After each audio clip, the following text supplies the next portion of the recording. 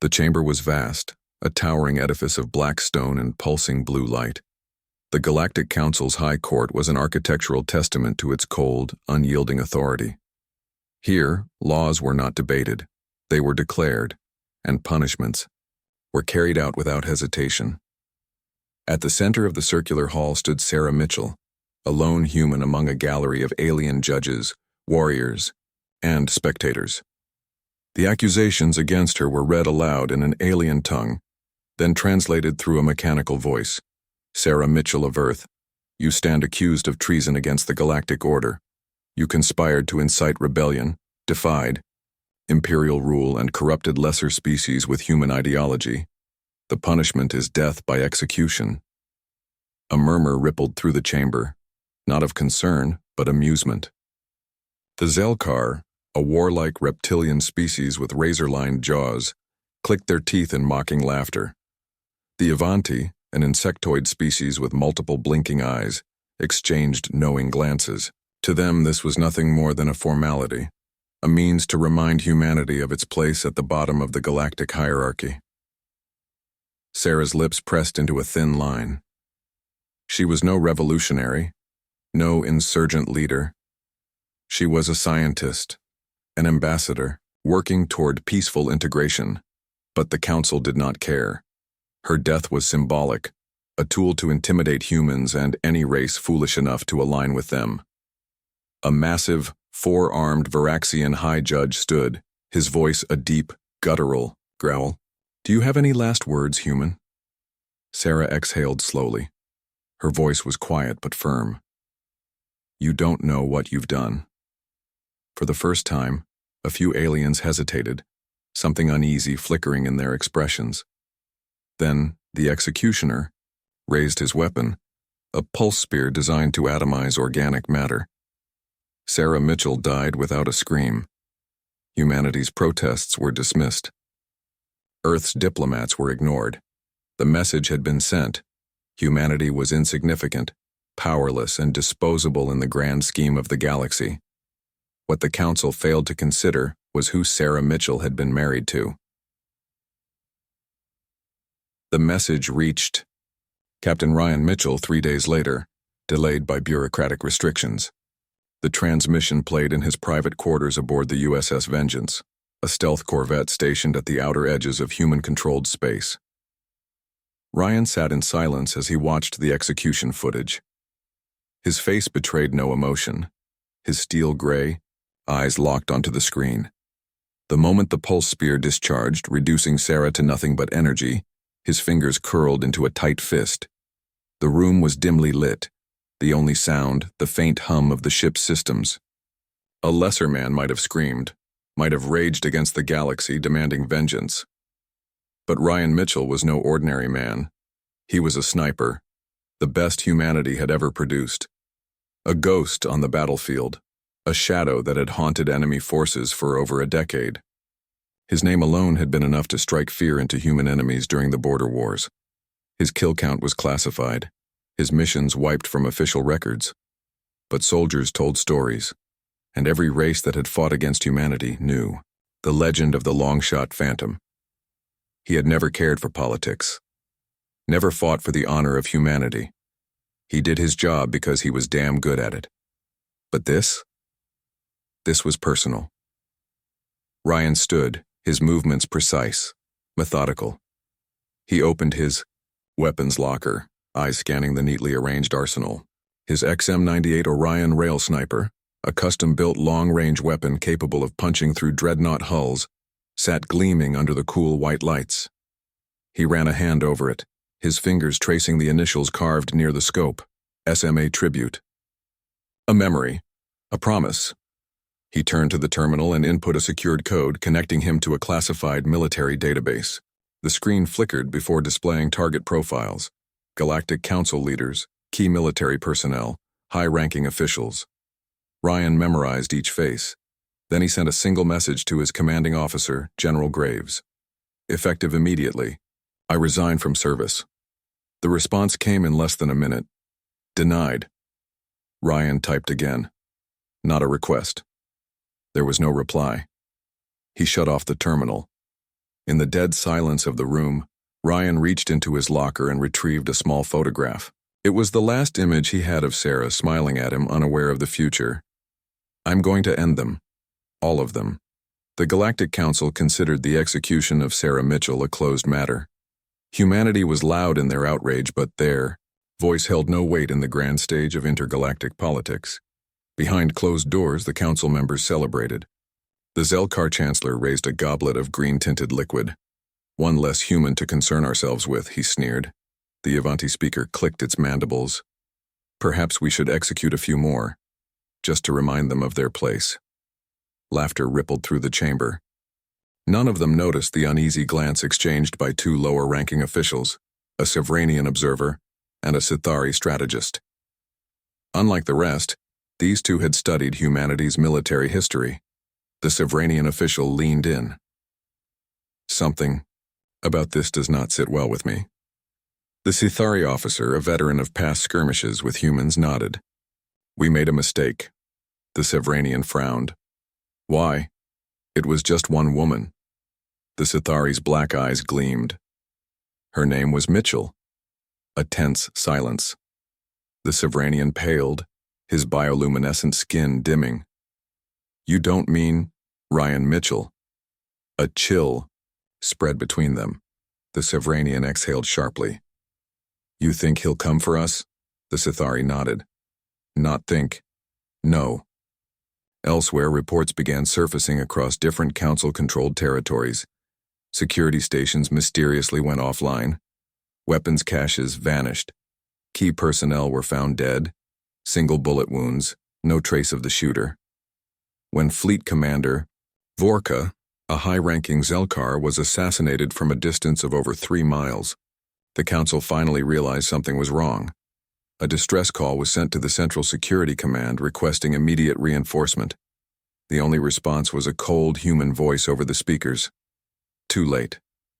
Ryan Mitchell had disappeared from all human records, but the hunt had already begun. The alien outpost loomed against the darkened sky of a desolate moon, its towering walls pulsing with blue energy barriers. Guards patrolled in rigid formations, their armor gleaming under the artificial lights. Security drones hovered overhead, scanning for any unauthorized movement. It was a fortress, impenetrable by most. Ryan Mitchell was not most. Dressed in the white uniform of a fallen Avanti officer, his stolen credentials granted him passage through the outer defenses. He moved with the practiced ease of a seasoned infiltrator, his stride calculated, his expression unreadable. The alien guards barely spared him a glance, another cog in their vast military machine. That was their first mistake. Inside, the command center was a hive of activity, illuminated by holographic displays showcasing Galactic Council operations. High-ranking officers issued orders, coordinating troop movements and security protocols. Ryan noted everything: their routines, their blind spots, their weaknesses. His first target was the communications hub. A lone technician stood at a console, oblivious to the shadow creeping up behind him. A swift, silent motion, Ryan's blade slid through alien flesh, cutting off any chance of an alarm. He eased the body down, fingers already working on the console. A few keystrokes later, the Council's military channels fell silent. No distress calls, no backup requests, just silence. Ryan left his first message.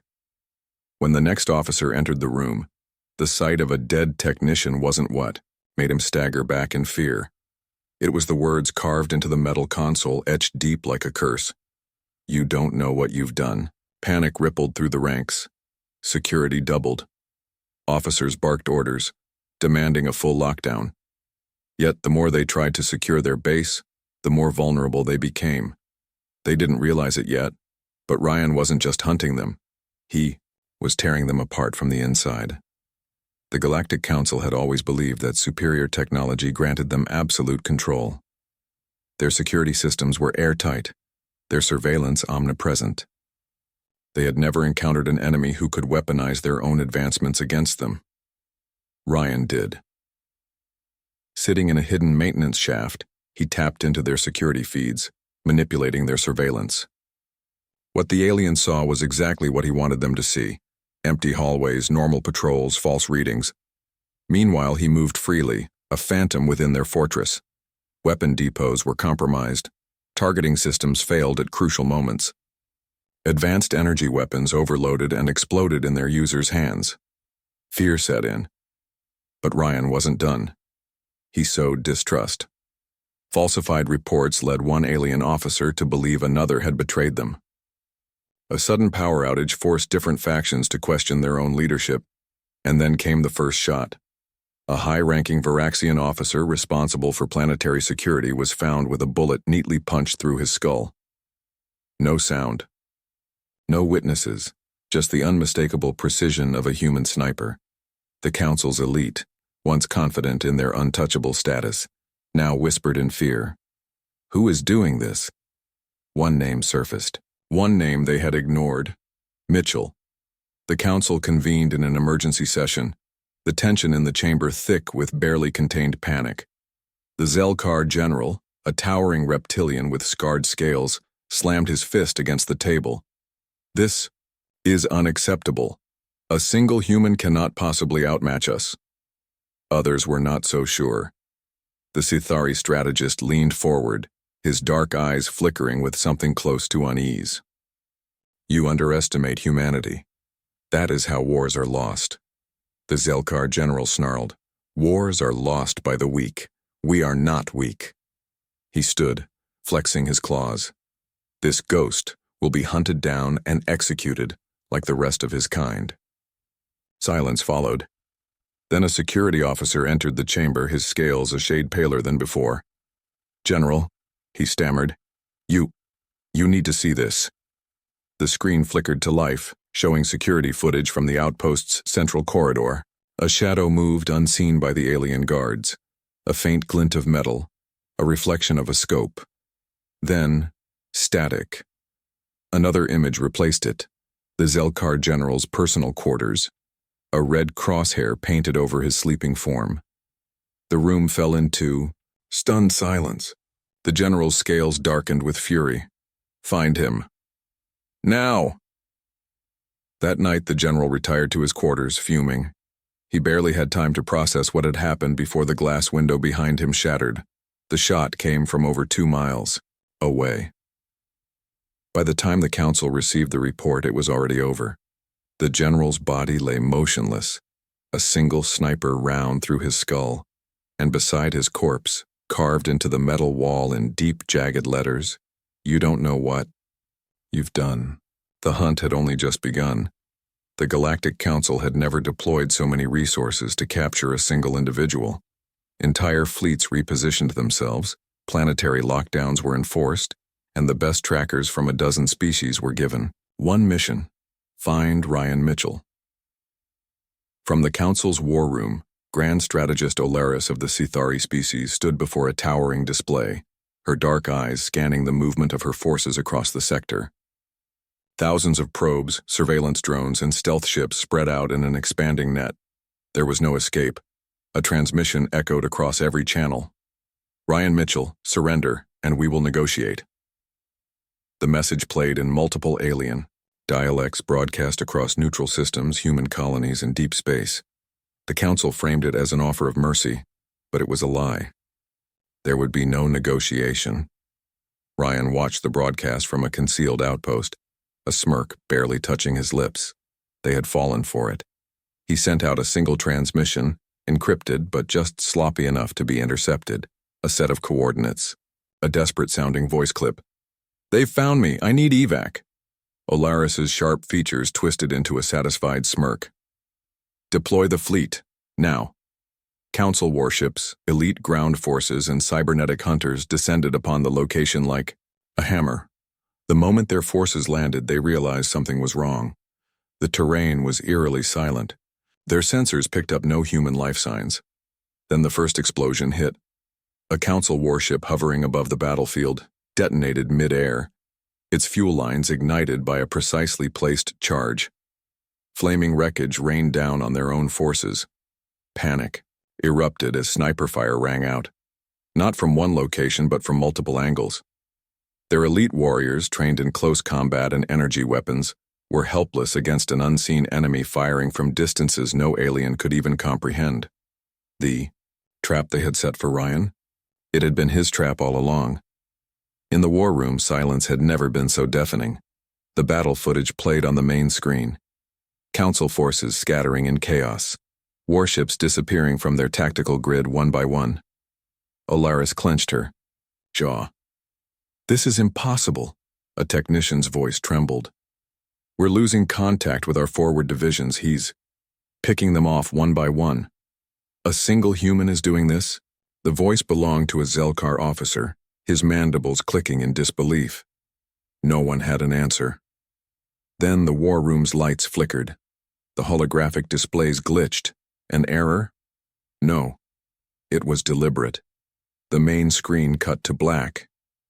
Then, slowly an image faded in, Ryan Mitchell sitting in darkness, rifle resting across his lap. His voice was quiet, controlled, deadly. "You killed my wife."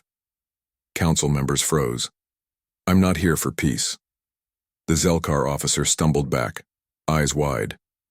"I'm here to bury you." And then the feed cut out. The Galactic Council had always held itself above the common laws of war. They were untouchable, unchallenged. But Ryan had something they didn't. The truth. He had spent the last weeks doing more than killing. He had been digging into their encrypted files, their hidden communications, their darkest secrets. And now he was ready to set fire to it all. A new broadcast was sent not just to the Council but to every corner of the galaxy. Civilian networks, underground resistance groups, independent news outlets, it all flooded with the same data dump. The contents were damning. Sarah Mitchell had been innocent. The Council had known this. They killed her anyway. It was a political setup, orchestrated to justify new war measures, increased control, and the suppression of humanity's growing influence. Aliens across the galaxy watched in stunned silence as the footage of Sarah's sham trial played, followed by the orders issued behind closed doors. The execution was never about justice. It was about power. Within hours, riots erupted on Council-aligned worlds. Several alien factions cut ties with the Council, unwilling to be complicit in the deception. Even within the Council itself, splits formed, some members realizing they had been used just as much as humanity had. The Council, once the unshakable pillar of order, was now fracturing, and in the chaos, Ryan loaded another round into his rifle, because the war wasn't over. Not yet. The Galactic Council's fortress was a monument to their arrogance, a sprawling command center built into the hollowed core of an asteroid, orbiting a dying star. It had stood for centuries, untouchable, a symbol of unchallenged rule. Now it was a prison. Every blast door was sealed, every corridor guarded, every entry point locked down, no one in, no one out. High Chancellor Olaris stood before a holomap of the fortress, watching as layer after layer of security protocols turned the station into a fortress within a fortress. They thought they had contained the storm. They were wrong. The first kill came in silence. A lone guard in the ventilation shafts, his throat slit with surgical precision. No alarms, no sound. His body, tucked away into the shadows, would not be discovered for hours. Then the second. A technician monitoring security feeds blinked, confused at a sudden glitch on his screen. A shadow moved behind him. A razor-sharp blade carved through his spine before he could even gasp. One by one, the Council's last protectors vanished, and then the power failed. The station plunged into darkness. Emergency lights flickered a deep, ominous red. Confused voices crackled over the comms. Something, is inside. Chancellor Olaris gripped the edges of the war table, her claws digging into the metal. Find him, now! But by then, it was too late. Ryan Mitchell was already among them. The Council chamber was a tomb before the first shot was even fired. The doors burst open, and the first guards to react dropped dead before they could even aim. Their helmets cracked open, high caliber, rounds ripping through their skulls. Panic erupted. Alien leaders scrambled for cover. clawing at their concealed weapons, their armored guards forming a desperate line of defense. Ryan moved like a ghost, stepping between shadows, his rifle barking death. A head exploded in a shower of blue blood. Another alien collapsed mid-scream, a bullet through its throat. The Council's elite warriors, trained in battle tactics older than humanity itself, tried to flank him. Ryan anticipated them. He was already gone before they fired, their plasma rounds searing empty air. He reappeared behind them, blade flashing, carving through bone and muscle in brutal, efficient strikes. The fortress, their sanctuary, had become a slaughterhouse. The last few leaders cowered against the council throne, pleading, bargaining, begging. Ryan's rifle clicked empty. He let it drop. "You should have listened," he said, unsheathing his knife. And then he ended them. The chamber fell silent. Only one remained. The Zelkar warlord. 9 feet of towering muscle, clad in ceremonial battle armor, engraved with the names of every species. His people had conquered, a warrior who had never lost a duel. His mandibles flexed, a guttural laugh rattling in his chest. "You've run out of tricks, human."